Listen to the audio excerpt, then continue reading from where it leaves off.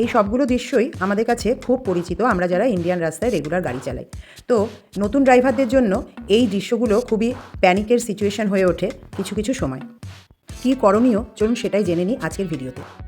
Hello, welcome to my channel drive with চম্পা।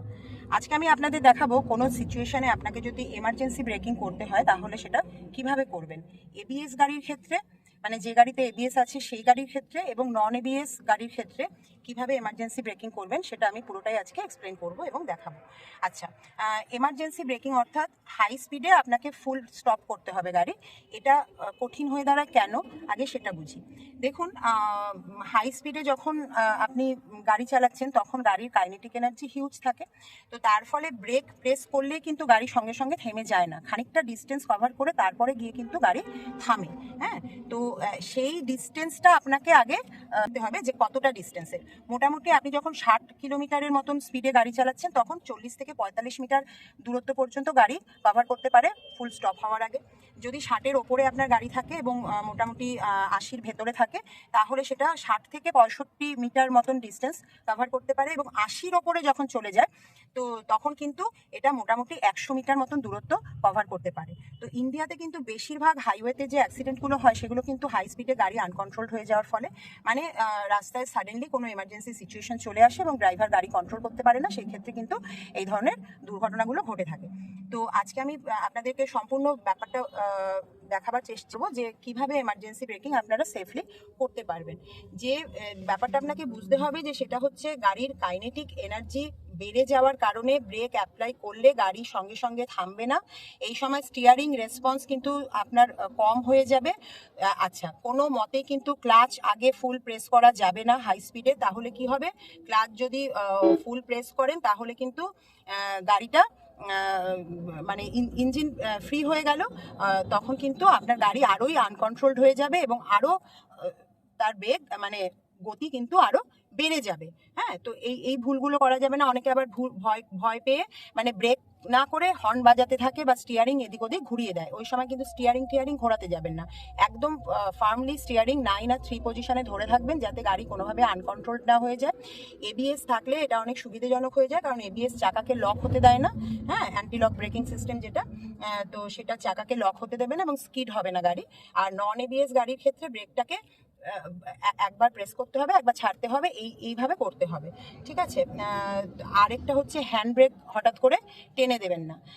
যখন আপনি emergency breaking করছেন তখন কি হয়, গাড়ির পুরো যে মোমেন্টাম সেটা কিন্তু পুরো আপনার ফ্রন্ট হুইলে শিফট হচ্ছে, পুরো ওয়েটটা অ্যাকচুয়ালি ফ্রন্ট হুইলে শিফট হচ্ছে এবং রিয়ার হুইল কিন্তু হালকা হয়ে যাচ্ছে।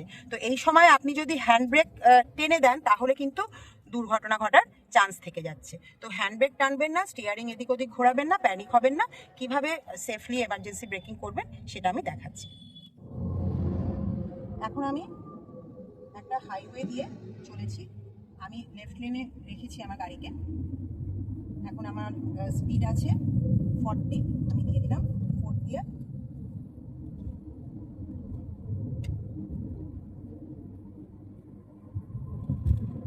স্পিড আছে 50 দিয়ে।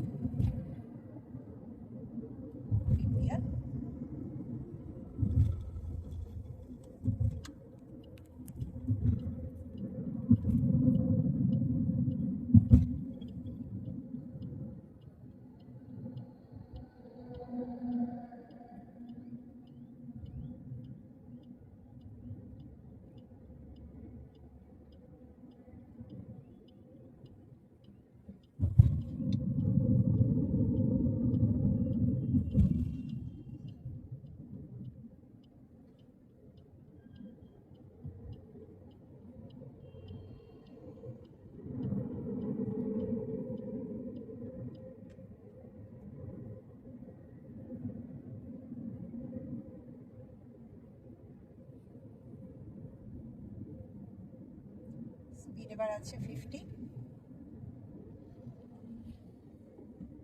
গিয়ার।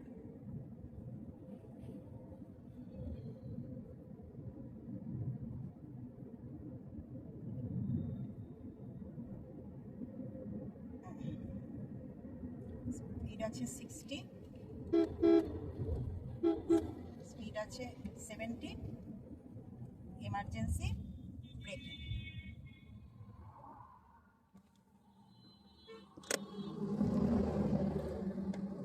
আমার ফুট মুভমেন্টটা খেয়াল করলে নিশ্চয়ই আমি কিন্তু 70 স্পিডে আগে কিন্তু ফুল ক্লাচ করলাম না, আমি আগে ব্রেক প্রেস করলাম। হাফ সেকেন্ডের মধ্যে দাঁড়ান, গাড়িটাকে আগে আমি সাইডে নিয়ে যাই, রাস্তার মাঝখানে দাঁড়িয়েছি, অন্যদের অসুবিধে হবে।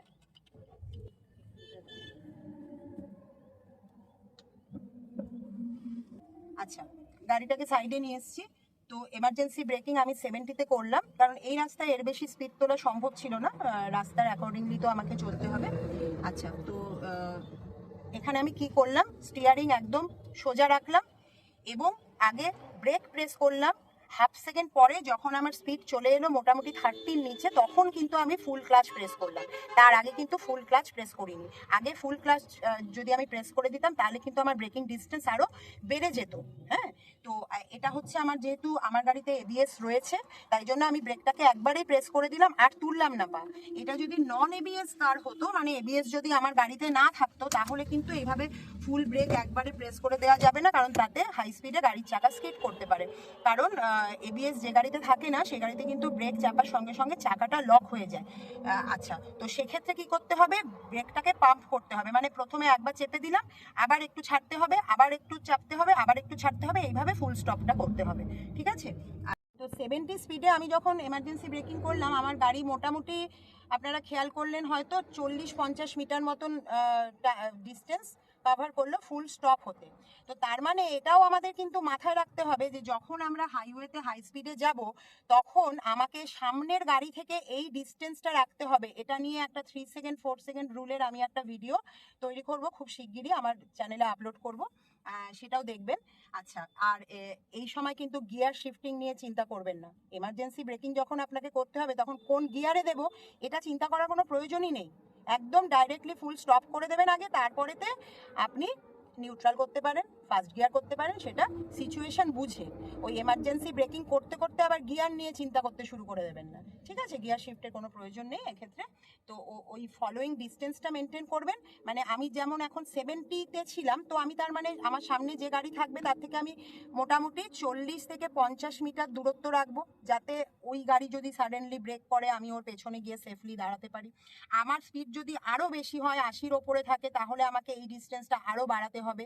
ফলোয়িং ডিস্টেন্সটা কিন্তু অবশ্যই রেখে হাইওয়েতে গাড়ি চালাবেন। আর এবিএস গাড়ির ক্ষেত্রে এইভাবে যেভাবে আমি করলাম সেইভাবে আপনারা এমার্জেন্সি ব্রেকিং করবেন। সামনে কিছু এসে গেল তখন এইভাবে এমার্জেন্সি ব্রেকিং করতে পারবেন।